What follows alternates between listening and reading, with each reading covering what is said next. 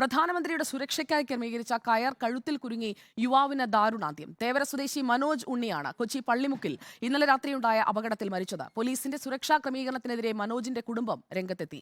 പ്രധാന റോഡിൽ പ്ലാസ്റ്റിക് വള്ളി കൊണ്ട് റോഡ് ബ്ലോക്ക് ചെയ്തതാണ് അപകടത്തിന് കാരണമെന്ന് സഹോദരി ചിപ്പി ആരോപിച്ചു. പോലീസിനോട് CCTV ദൃശ്യങ്ങൾ ആവശ്യപ്പെടുമെന്നും കുടുംബം പറഞ്ഞു. പ്രൈം മിനിസ്റ്റർ വന്നതിന്റെ ഒരു സംഭവത്തിൽ വടം കെട്ടി എന്ന് പറയുന്നുണ്ട്. അപ്പം അവരുടെ സുരക്ഷയ്ക്ക് വേണ്ടിയിട്ടാണ് അവർ ചെയ്യണത്. ആ വടം കെട്ടിയിട്ടുണ്ടെങ്കിലും ആ വടത്തിൽ ഒരു റിബണാവട്ടെ അല്ലെങ്കിൽ അത് തിരിച്ചറിയാൻ പറ്റുന്ന രീതിയിലുള്ള എന്തെങ്കിലും ഒരു ഇത് അവിടെ വെച്ചിട്ടുണ്ടായിരുന്നില്ല. എന്തെങ്കിലും ഒരു റിബണോ എന്തെങ്കിലുമൊക്കെ വെച്ചിരുന്നെങ്കിൽ എന്റെ ബ്രദർ ചിലപ്പോൾ കാണുമായിരുന്നിരിക്കും. പിന്നെ സ്ട്രീറ്റ് ലൈറ്റ് ഉണ്ടായിരുന്നില്ല. പിന്നെ അവന്റെ ബോഡിയിൽ വേറെ ഒരു പാർട്സിലാണെങ്കിലും വേറൊരു ഫ്രാക്ചറും ഇല്ല. ലേബി സജീന്ദ്രൻ നൽകും കൂടുതൽ വിവരങ്ങൾ. ലേബി സജീന്ദ്രൻ, എങ്ങനെയാണ് ഈ അപകടം ഉണ്ടായത് എന്ന ചോദ്യം അവിടെ നിൽക്കുകയാണ്. സുരക്ഷാ ക്രമീകരണത്തിനായി സ്ഥിരമായി ഇങ്ങനെയുള്ള ക്രമീകരണങ്ങൾ വെക്കാറുണ്ട്. അവിടേക്ക് എങ്ങനെയാണ് ഈ യുവാവ് ബൈക്കുമായി ആ വടത്തിനടുത്തേക്ക് എത്തിയത്? കാരണം അത് ക്രോസ് ചെയ്ത് പോകാതിരിക്കാനാണല്ലോ വടം കെട്ടുന്നത്. അവിടേക്ക് യുവാവ് പോയത് എങ്ങനെയാണ്?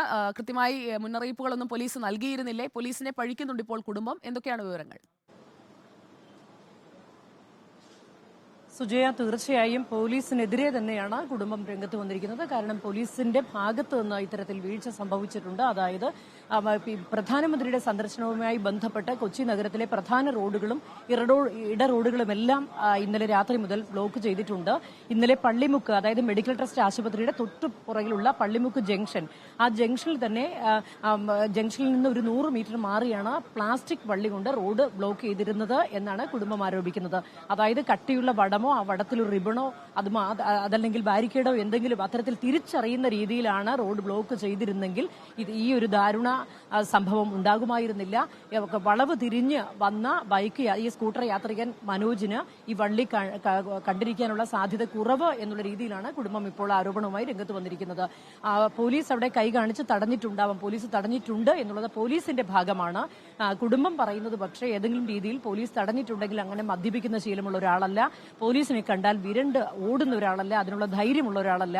ആ രീതിയിൽ പോലീസ് തടഞ്ഞിരുന്നെങ്കിൽ അവിടെ നിർത്തിയേനെ. അപ്പോൾ ഇത്തരത്തിൽ ഒരു റോഡ് ബ്ലോക്ക് ചെയ്തിരിക്കുന്നത്, ഈ പ്ലാസ്റ്റിക് കയറ് വെച്ച് റോഡ് ബ്ലോക്ക് ചെയ്തത് കാണാതെയാണ് വളരെ വേഗത്തിൽ സ്കൂട്ടർ അതിലേക്ക് വന്ന് കയറിയിരിക്കുന്നത്.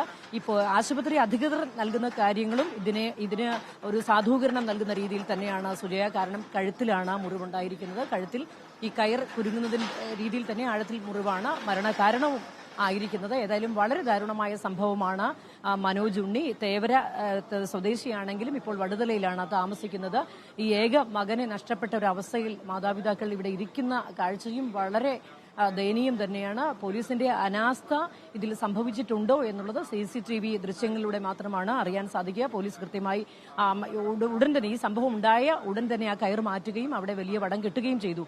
അതുകൊണ്ട് തന്നെ ഈ പറയുന്നത് പോലെ കുടുംബത്തിന്റെ ആരോപണത്തിന് തെളിവ് ലഭിക്കേണ്ടതുണ്ട്. ഫുട്ടേജ്, CCTV ദൃശ്യങ്ങൾ പോലീസിനോട് ആവശ്യപ്പെടും എന്നാണ് സഹോദരി ചിപ്പി ഇപ്പോൾ പ്രതികരിച്ചിരിക്കുന്നത്.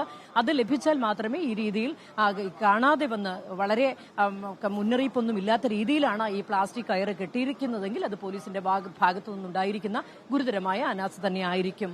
സുജയ. ലേബി സജീന്ദ്രനാണ് വിവരങ്ങൾ നൽകിയത് കൊച്ചിയിൽ നിന്ന്.